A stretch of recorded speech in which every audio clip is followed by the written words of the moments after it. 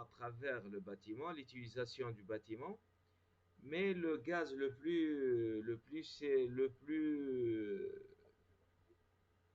signifié ici, c'est le dioxyde du carbone. Alors, la série 3, donc, elle contient un seul exercice. Donc, comme j'ai déjà dit, c'est sur l'efficacité énergétique et les émissions de dioxyde du carbone dans le bâtiment. Et cette fois-ci, on va étudier un bâtiment à usage d'habitation. Bien sûr, quand je dis le secteur du bâtiment, donc c'est le secteur de bâtiments, que ce soit résidentiel ou tertiaire. Quand on dit tertiaire, donc c'est les bâtiments à usage de bureau, à usage d'enseignement, à usage de santé, etc. Donc les usages tertiaires, c'est les usages hors que l'habitation. Alors, l'exercice, il dit la composition de l'enveloppe d'un immeuble à usage d'habitation à un seul niveau, construit dans les années 80, situé dans la banlieue d'Alger, d'une surface de 134 mètres carrés, est comme suit.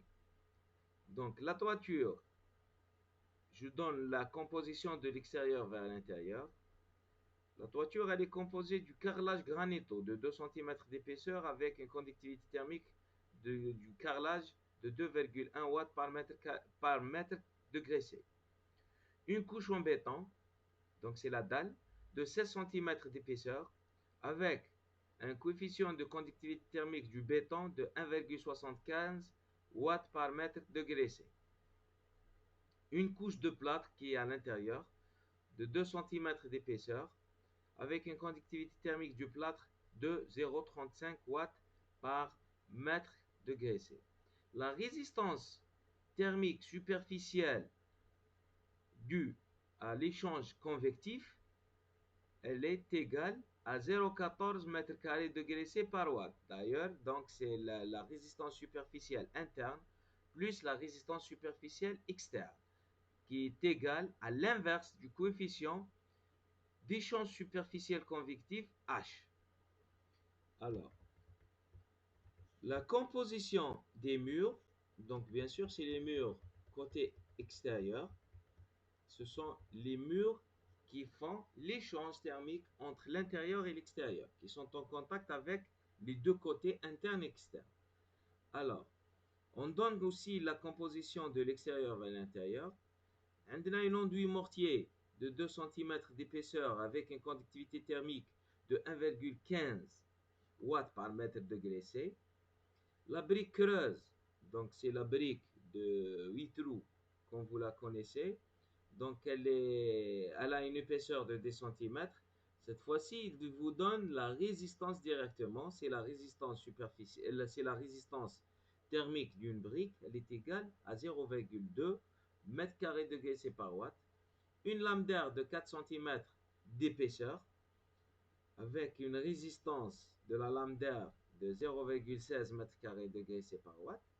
La brique creuse, donc c'est une construction qui utilise la technique de construction poteau-poutre double cloison. Donc c'est une double cloison qui est composée de deux rangées de briques avec une séparation en lame d'air. Donc la brique creuse, le deuxième rangée de la brique, donc c'est 10 cm. Des fois on utilise le 15 cm, mais cette fois-ci c'est 10 cm. Avec une résistance qui est égale à 0,2 m² degré C par watt.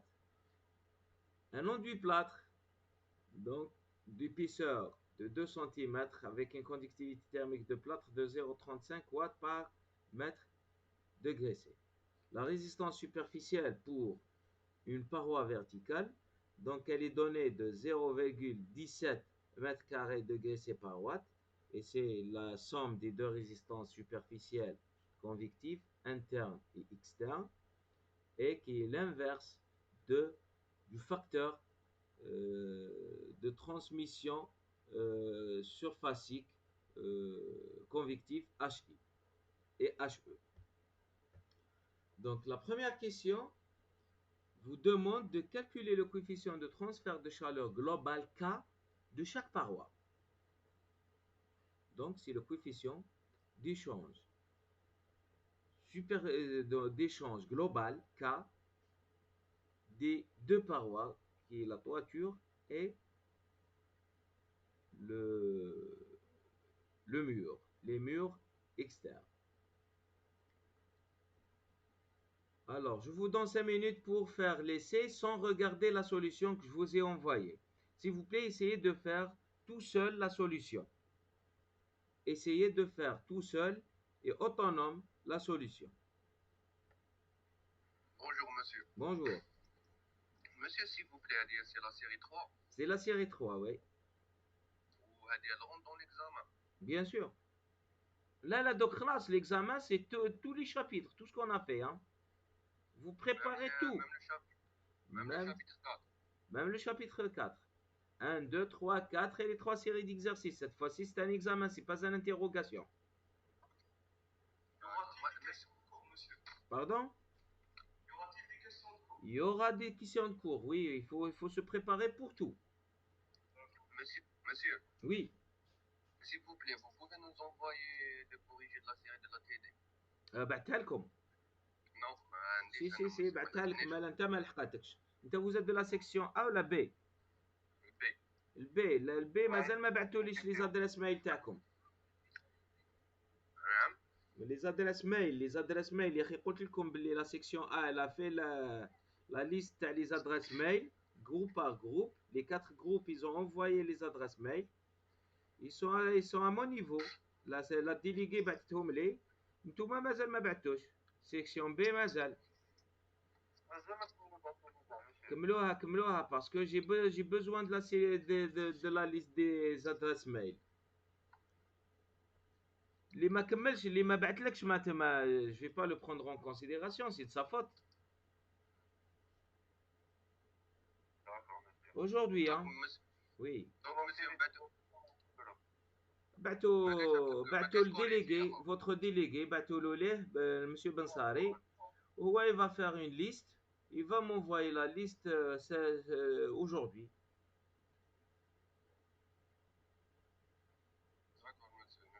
Allez, vous avez 5 minutes pour la première question. S'il vous plaît, n'essayez pas de regarder la solution. Hein.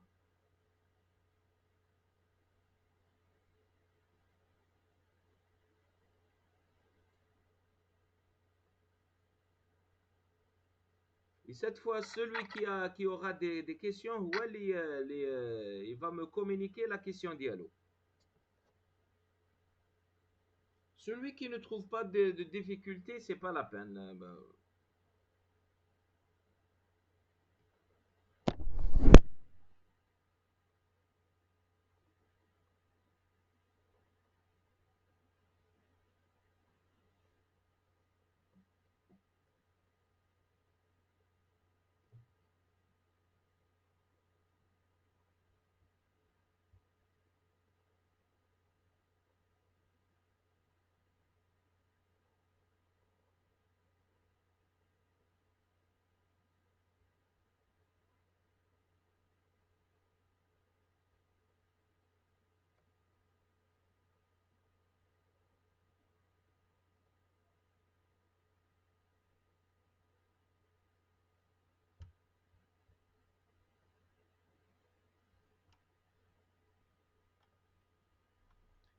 Alors, la question 2, vérifiez si cet immeuble est conforme à la réglementation thermique algérienne ou non.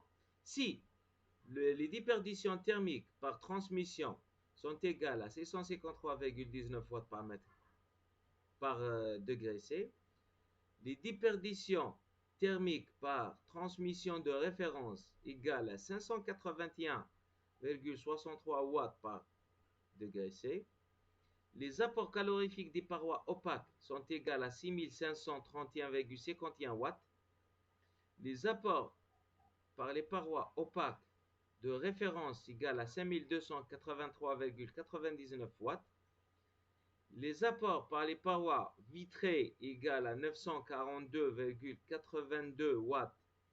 Et les apports par les parois vitrées de référence égales à 818,24 watts. Donc, vous appliquez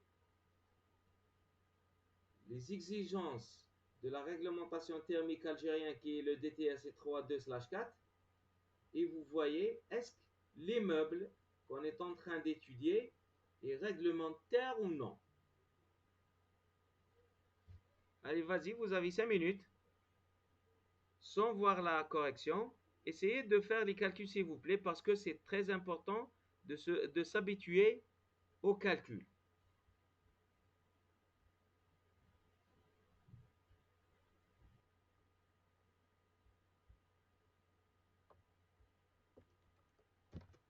Donc ça s'écrit 1,05 que multiplie, ouvrez parenthèse, donc il y a une parenthèse qui a été oubliée, donc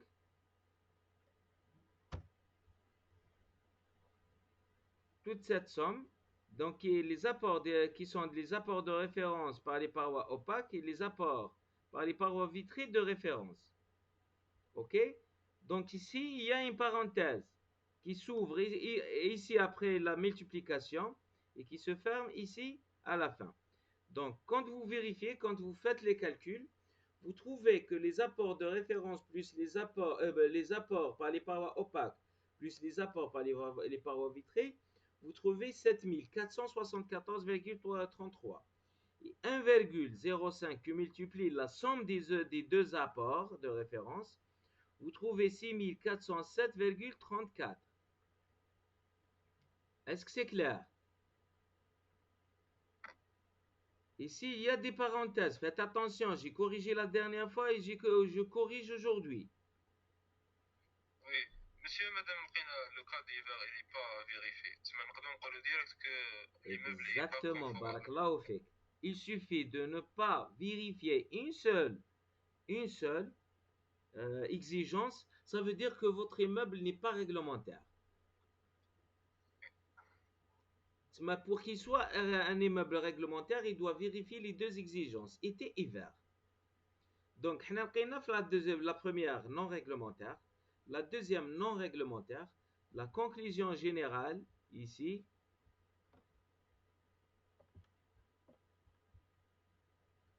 Donc, on conclut que les meubles ne vérifient pas l'exigence réglementaire de DTR C32/4 DT. Donc les meubles n'est pas conforme à la réglementation thermique algérienne DTR C32/4. Donc, il ne vérifie pas les deux exigences, donc il n'est pas réglementaire. Alors, maintenant, la troisième question. Déterminer les classes énergétiques et climat de cet immeuble qui est tout électrique avec un coefficient, un facteur énergétique qui est de 2,58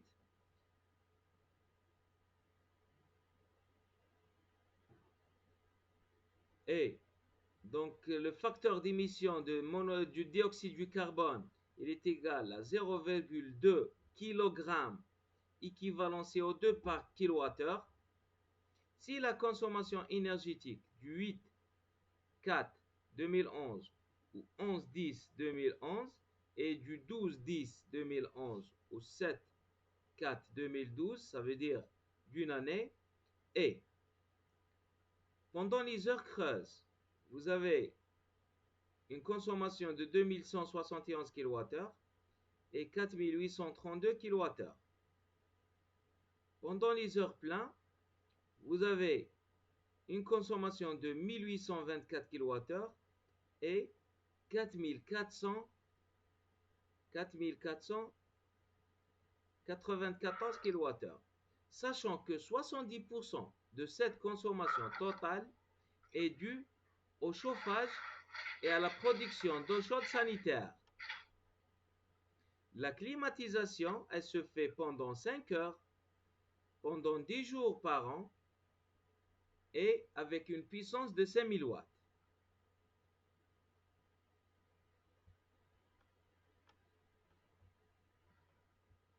Voilà, vas-y.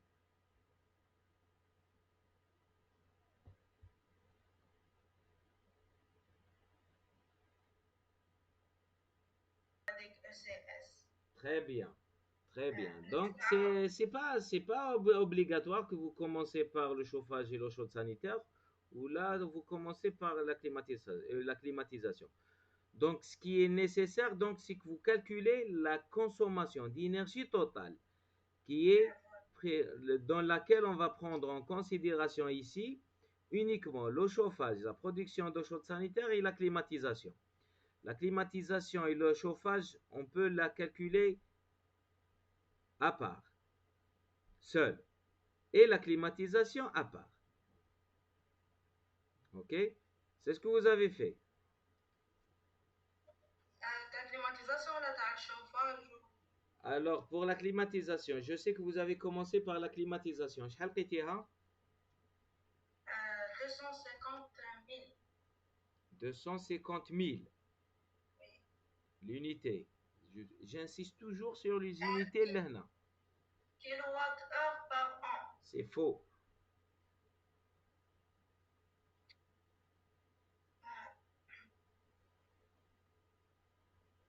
C'est pour ça que j'ai demandé l'unité. 250 000 kilowattheures. عبالك usine ما تكونسوميش هكا.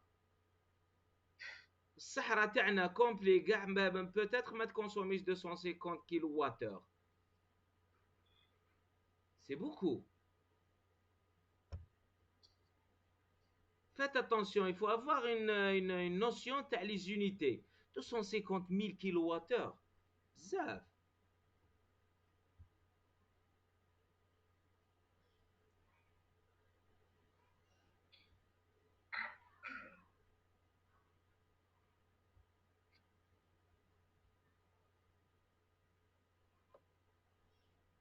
Alors, vous voyez que c'est 250 kilowattheures, ماشي 250 000. انت حسبتيها بالوات اور، وات اور ماشي كيلوات اور. على خاطر لا بويسونس لهنا راهي اون وات، ولازم تعرفي كومون كالكولي لو ريزولتا، لو ريزولتا فينال il est en quelle unité. Faites attention. 250 000 kilowattheures لازم تعرفي لا سينيفيكاسيون تاعها. كيما نقول لك هكا في لا سيرفاس 100 mètres carrés ou 250 000 mètres carrés. C'est la même chose. Il faut avoir, vous êtes des thermiciens, il faut avoir une notion de les unités Hadoma. Les unités qui concernent l'énergie. L'énergie, les puissances, tout ce qui est votre spécialité.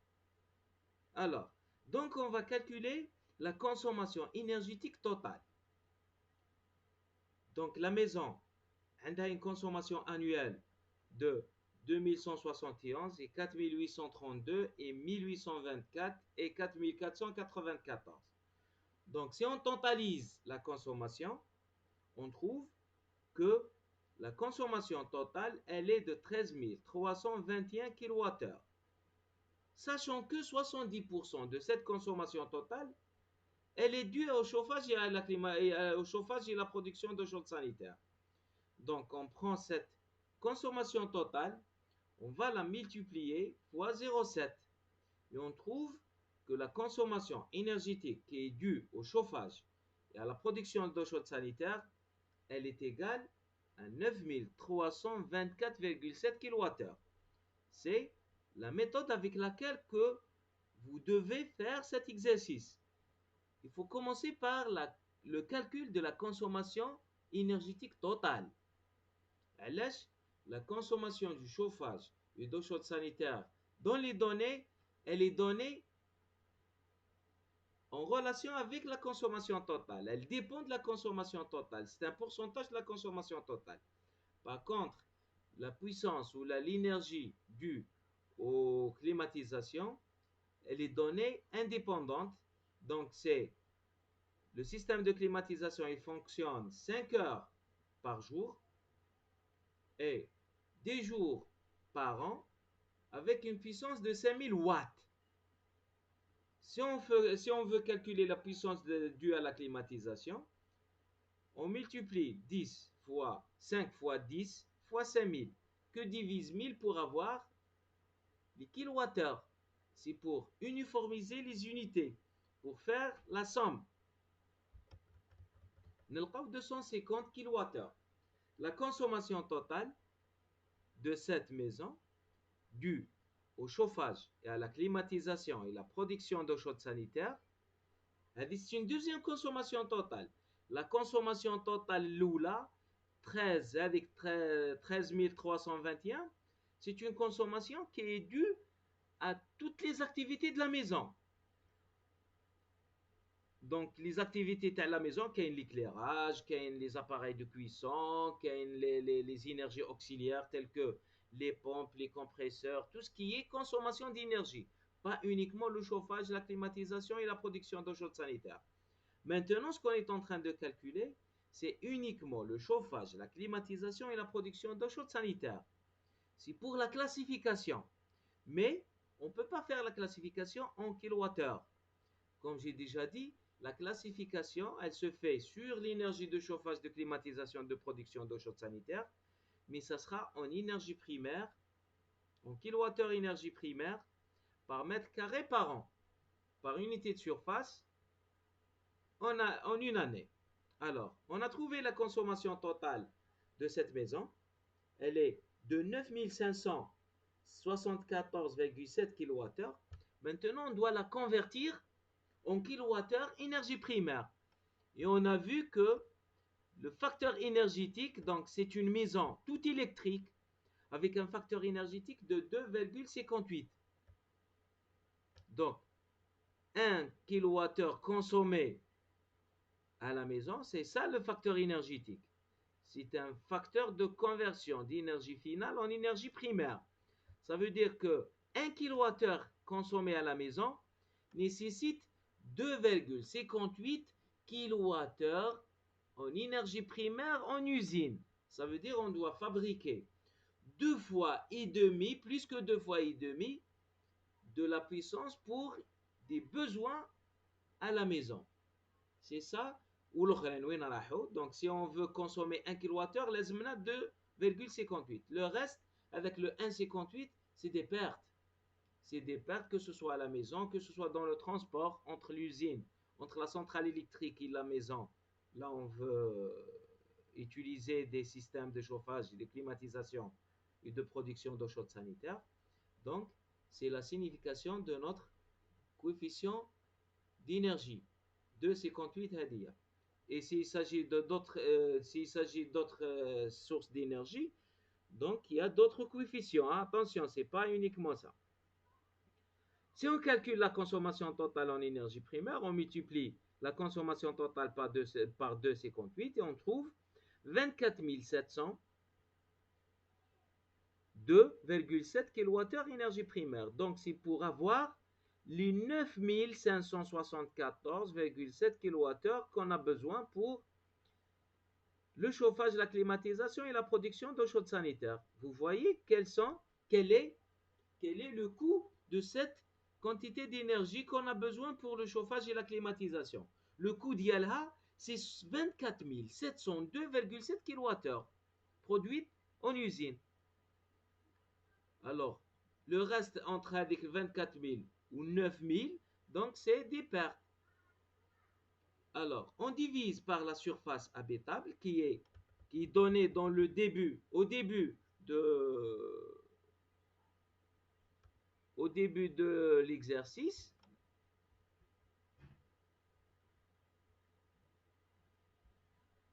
Donc, j'ai donné 134. Voilà, c'est 134 mètres carrés.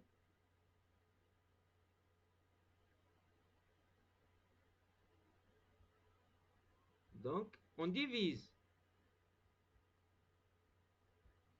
la quantité d'énergie qu'on a trouvée, 24 702,7 kWh énergie primaire, par an, bien sûr, elle est par an, sur 134. Et on trouve 184,35 kWh énergie primaire par mètre carré par an. Voilà. Donc, c'est la consommation énergétique totale par unité en énergie primaire par unité de surface par année. À ce moment-là, on peut classifier notre maison selon l'étiquette énergétique que vous avez, que je vous ai donnée.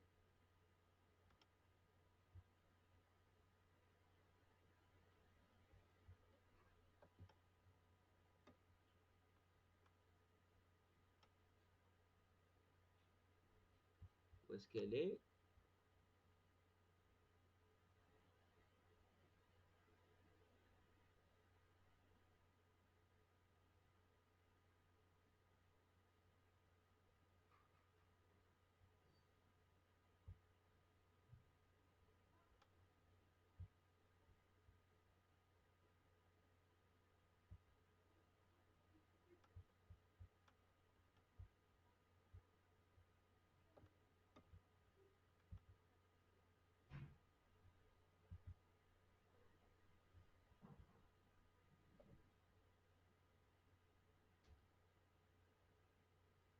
Voilà. C'est l'étiquette énergétique. Donc, notre consommation, elle est de 184 pardon, kilowattheure énergie primaire par mètre carré par an. Donc, 184, elle est située ici, dans la classe D. Donc, c'est la classe D. Notre consommation énergétique totale de 184,35, elle est située entre 151 et 230, qui est la classe D. Donc, l'immeuble est dans la classe énergétique D, puisque nous avons deux classifications, une énergétique et une autre climatique. Alors, pour la classification climatique, donc selon l'étiquette énergétique climat, on a le facteur d'émission de gaz à effet de serre, qui est le dioxyde du carbone, qui est égal à 0,2 kg équivalent CO2 par kilowattheure énergie primaire. On calcule, on multiplie donc la consommation énergétique totale par le facteur d'émission de dioxyde du carbone de ce carburant, de ce système-là. Et on trouve, donc c'est la consommation énergétique totale par unité, en énergie primaire par unité de surface par an, que multiplie le facteur énergétique, on trouve 36,87 kg équivalent CO2 sur mètre carré par an. Si on fait si on compare cette valeur par rapport à ce qu'on a dans l'étiquette climat, cette 36,87 pardon, elle est située entre 36 kg équivalent CO2 et 55. Donc, c'est la classe climat, c'est la classe E. C'est la classe climat E.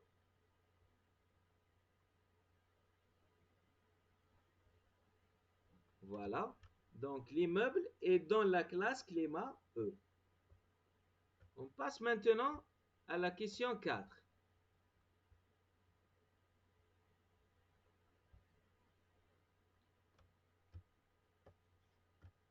La question 4, c'est le calcul de temps de retour d'investissement. Donc, bien sûr, si on veut rendre cet immeuble, vous voyez qu'il n'est pas réglementaire, qu'il consomme trop d'énergie. D'ailleurs, la classe énergétique Diallo, la classe climat, elle n'est pas bonne du tout. On veut calculer, on veut faire un investissement et isoler ou assurer des sources d'énergie autres que l'énergie de réseau. Au lieu de consommer toute l'énergie de chauffage et de climatisation à partir du réseau électrique public, on veut installer un système de production d'énergie électrique et d'énergie thermique qui est un système hybride de panneaux photovoltaïques et des panneaux solaires thermiques. Cette panneau-là, donc ce système-là, va nous coûter un coût de 35 millions. Donc c'est 350 000 dinars. Avec des économies par an, des économies de 150 000 dinars par an. Donc il va nous assurer des économies de 150 000 dinars par an. Alors calculez le temps de retour d'investissement.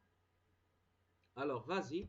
Donc vous avez 2 minutes pour le calcul et vous me donnez, sans regarder s'il vous plaît la solution, et vous me donnez le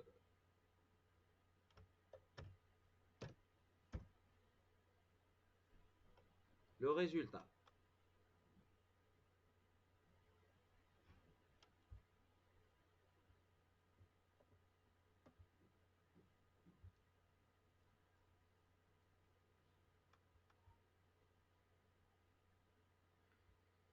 Monsieur, Oui. monsieur, s'il vous plaît, les lois d'un chapitre 3. C'est bon, الPDF اللي بعتهم لنا تاع الكور. كاين في chapitre 2 ماشي chapitre 3. هاد لي لوا تاع chapitre 2 ولا chapitre 3؟ chapitre 2. chapitre 3 وال4 ما فيهمش لي لوا. ما فيهمش لي لوا يا اخي. قلت لكم باللي chapitre 3 وال4 c'est de la littérature, même le chapitre 5. Le chapitre 5 qu'on n'a pas fait, mais c'est de la littérature, c'est uniquement c'est de l'apprentissage. Il faut lire le cours hadak, c'est tout. Je vous ai envoyé la version PDF. Ça ne nécessite pas beaucoup de réflexion là, ça. D'accord, الله يسترك. Très bien.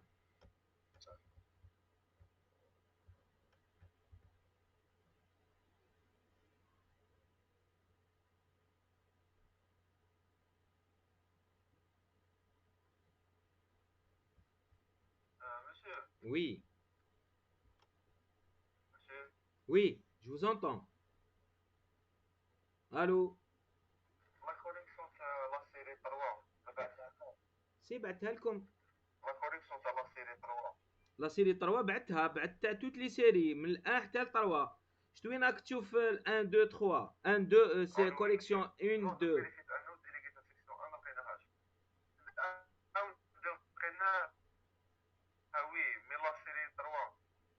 اه بون على خاطر عاود تبعتها. خلاص سي بون دوك جو في لا رونفواي او ديليغي. دوك نعاود نبعثهم لي ديليغي.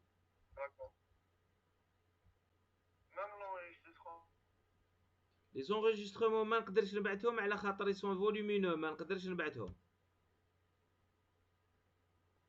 الا جيت ريكوبيريهم من بعد غدوه دوما لو ديمونش. وي دوما ان شاء الله حكايه سي بي. Exactement, ouais. Demain, je vais vous donner les enregistrements sur le flash disk.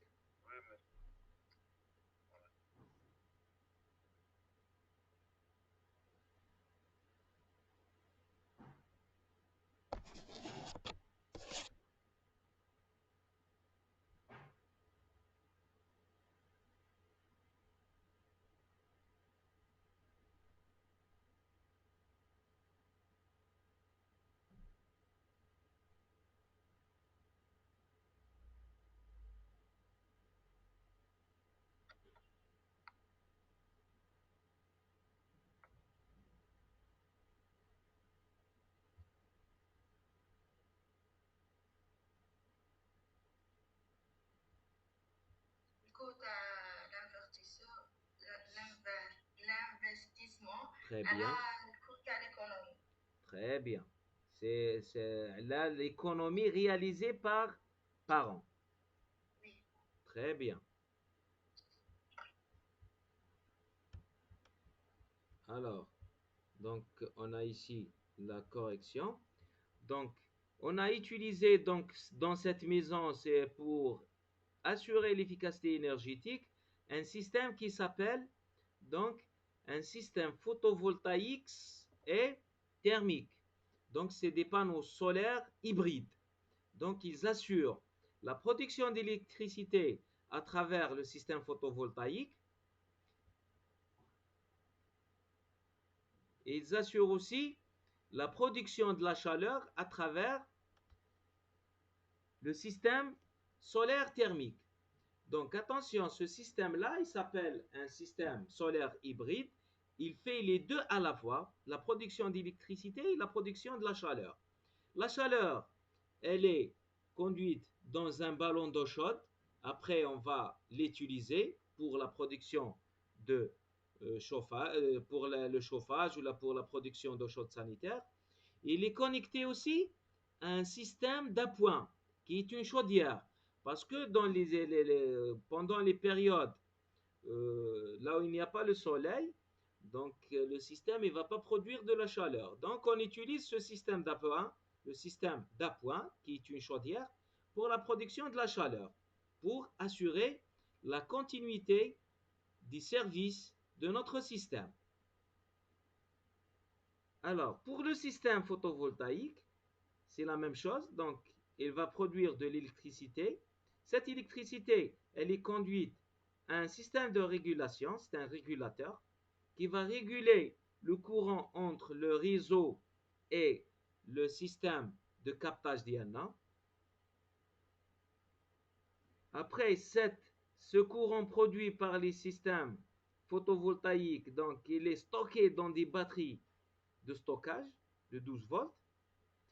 Cette énergie stockée, donc elle va être conduite dans un convertisseur. C'est un convertisseur de 12 volts et qui assure lui-même donc le raccordement à des prises de 220 volts à 230 volts pour l'utilisation domestique des appareils. Alors ce système-là, d'après l'exercice, il nous a coûté 350 000 dinars. Il va nous assurer des économies en une année de 150 000 dinars par an. Donc pour calculer le temps de retour de cet investissement, ça veut dire au bout de combien de temps on va récupérer les coûts, les frais qu'on a utilisés pour l'utilisation de ce système-là.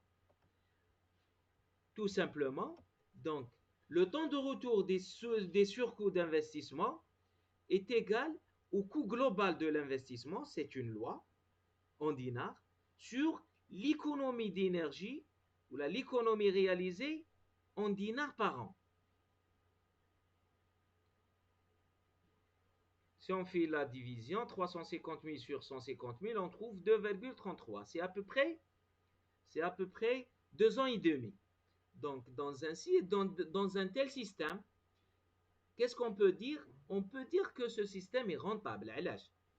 Parce que dans un pays comme l'Algérie, qui est un pays producteur de l'énergie, etc., le coût de l'énergie il est très bas par rapport aux autres pays, par exemple les pays européens. Si vous comparez le coût du kilowattheure en Algérie par rapport au kilowattheure en Allemagne ou là en France, vous trouvez une différence de 10 fois, 10 fois le coût moins cher.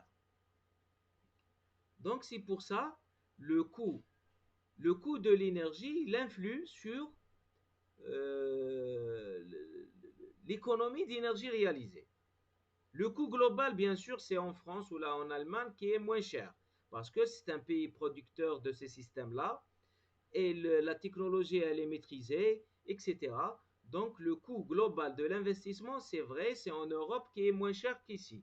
Par contre, le coût ou l'économie qu'on peut réaliser, parce qu'elle dépend directement au coût du kilowattheure consommé. Donc, on trouve l'économie réalisée ici en Algérie, elle est moindre qu'en Europe. Parce que le kilowattheure en Europe, il est très cher. Donc, si on va économiser 100 kWh, donc le coût des 100 kWh, il est beaucoup plus cher que ici en Algérie. C'est pour ça l'économie réalisée, elle est importante. Et on trouve des coûts, les temps de retour en Europe moins qu'ici. Ici, si on arrive à des temps de retour, des coûts d'investissement qui est inférieur à 10 ans, on peut dire que notre système est rentable. Par contre, en Europe, ils disent que c'est le coût de l'investissement où l'économie réalisée, où là, le temps de retour des surcoûts dépasse les 3 ans, le système n'est pas rentable. Et c'est pas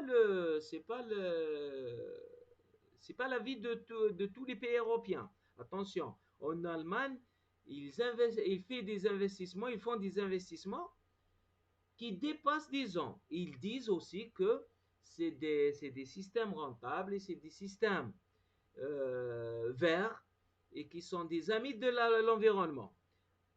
Pourquoi? Parce que c'est des systèmes qui assurent des économies dans les émissions des gaz à effet de serre, qui assurent un climat sain, qui assurent un environnement sain pour les générations futures. Donc, c'est des investissements pour les générations qui viennent après. C'est des investissements dans le cadre de développement durable. Alors, ce temps de retour, il diffère d'un pays à un autre et la rentabilité du système dépend du coût d'énergie. Voilà. Mais là, on peut dire qu'ici en Algérie, l'utilisation de ce système, s'il va nous rendre nos surcoûts en 2 ans, là, en 3 ans jusqu'à 9 ans, c'est un système très rentable parce que la durée de vie d'une maison, elle est de 50 ans, entre 30 ans et 50 ans. La durée de vie des systèmes actifs comme ces systèmes-là, donc c'est aussi la durée de vie d'un bâtiment, entre 30 ans. Mais là, attention, après 5 ans, il y a des coûts qui rentrent en jeu. C'est les coûts des entretiens, des réparations, des entretiens, soit des entretiens de réparation, là, de l'entretien, comment ça s'appelle? C'est des entretiens. euh, c'est de la maintenance, oui, c'est de la maintenance, soit préventive ou là, c'est la maintenance, elle est de deux types, soit une maintenance préventive ou là une maintenance d'une panne, je ne sais pas, j'ai oublié le mot, mais c'est des frais qui sont dus à l'entretien de système. Donc après 5 ans, euh, en 5 ans, donc il y a des systèmes qui sont fiables, on fait rien pendant 5 ans et à partir de 5 ans, il y a des frais d'entretien, de réparation, etc. Donc ils rentrent en jeu et l'économie le coût, l'économie de ce système diminue parce qu'il y a des frais supplémentaires qui rentrent en jeu. Voilà, donc si vous avez des questions, vous pouvez les poser. Pour la série d'exercices numéro 3,